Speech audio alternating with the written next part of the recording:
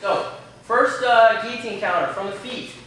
I come in, and this works especially if he has a big sloppy guillotine setup, reaches all the way back, wraps up my dome.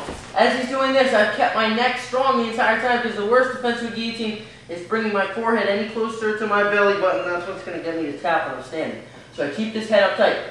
My other arm, I reach in through his elbow on this side. I reach in through his elbow, I plant on his ribs, and I flare my elbow out to create some tension on his grip. I get his grip tight. My other hand, I reach for his actual hand. I want to get the meat of the hand itself, not the wrist. I want to reach in there and grab the meat of the hand. Or if I have a glove, I want to get a grip on that leather. I'm here. Notice my hips are still in and under like I'm going to do a deadlift. My head is up. I get as much tension on these grips as I can. I rush forward towards the choking side, drive my head into the back of his shoulder, pop, cut the corner, hand, chop for takedown, whatever works for me. So one more time.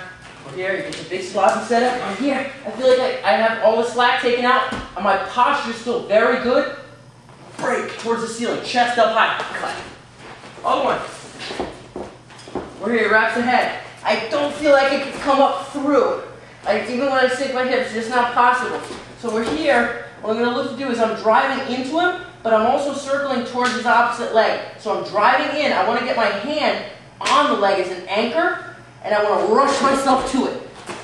So we're here. I immediately want to cut an angle. I might be breaking the grip with my left here. Right hand picks. I rush myself to the leg. Not just sideways, I'm also running into him. So it won't look like this.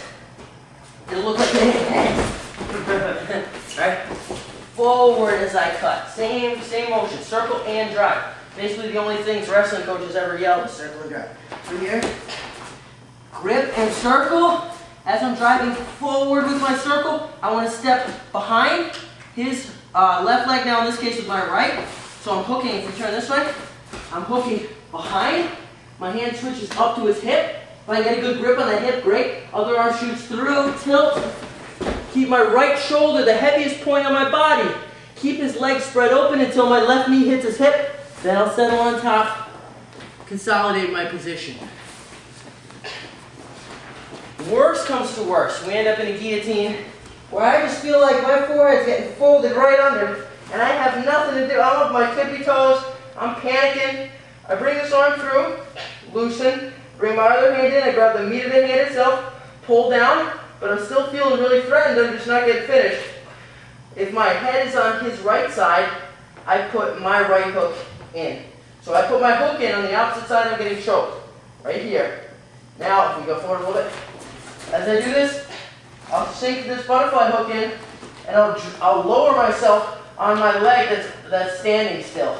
Here, underneath, lift him, and as I lift him, we go over. I always want to land on the opposite side of the choke. So keeping my butterfly hook side, pinning his leg. Now, I can work to finish my pass and consolidate. If we end up in a half guard, and I still have that butterfly hook, I'm just going to work to sweep it. But if at all possible, I'm going to look to go like Green Beret style and just straight dip them. Boom, over the top, right here. Right shoulder's in, I can reach under the head, consolidate my position. Now, finishing, if he tries to keep the guillotine from a side knock. Bring me back, Jeremy. Yeah.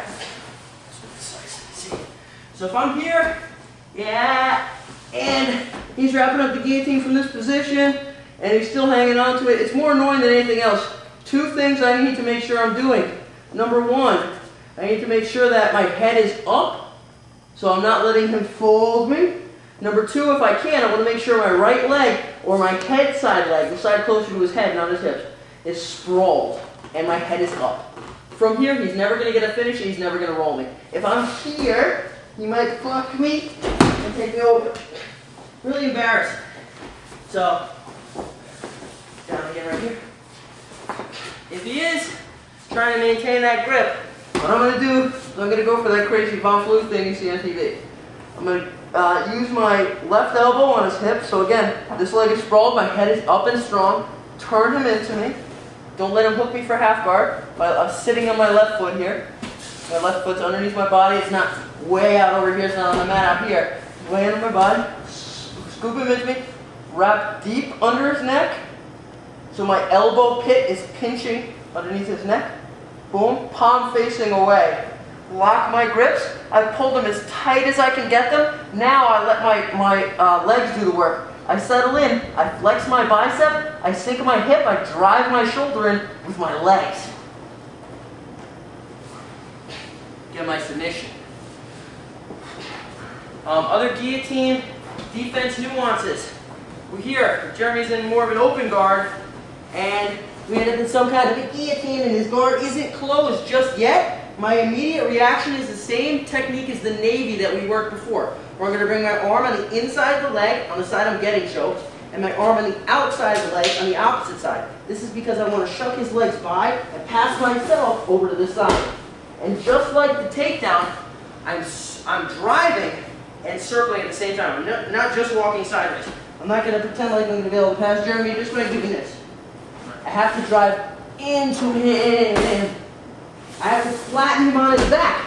I think of him like a sticker that's peeled up. Like a bumper sticker that's in the sun and just peeled up, and I need to smear him back, stick him back to the mat where it belongs. So he's up here, wraps, I drive, as I crush, and I just peel him right back to where it belongs. Smear him down, boom, boom. If he wants to hang on, I'll finish him with that Von Flu. Close guard. Happens a lot in MMA, also happens to be really annoying. We're here, Jeremy reaches up, yep, neither one of my arms are trapped, which might mean it's a little bit tighter, so it's threatening. What I want to do from here is, I take my hand, the opposite side I want to get choked, and just like the other techniques, I want to run away from the choke. So my head is trapped on his right side, I want to run to my right. I want to run away from the choke. My right arm goes over his neck, nice and tight like we're doing with the Von Flu. I'm going to get up to my toes, and as I'm loosening the grip with my left hand, pulling down on his wrist or on his hand, I pop up and I start circling towards his head. Now, two things are going to happen. I mean, if Jeremy wants to play kind of tough here, like stay on me, yeah, if he wants to, we'll circle around like this for maybe 20 seconds. But the fact of the matter is, I'm much more imposing here than he is. So eventually, either his grip's going to break out of the guillotine, when I posture up, hit him, or from this position, as I circle, my biceps right under his chin, my shoulders crushing his teeth. Man, I'm up on the balls of my feet, driving into him, making sure my base is wide so I don't get rolled, mind you. Nice and wide, tripoding up into his face. If his legs break, I come on the inside of his leg, I step out, flop his legs open, plant my knee on the hip, and guess what? Head up, legs sprawled. Most of the time he's going to let go of this. If he doesn't, of course, I'll choke him. If he does, I get a nice side mount.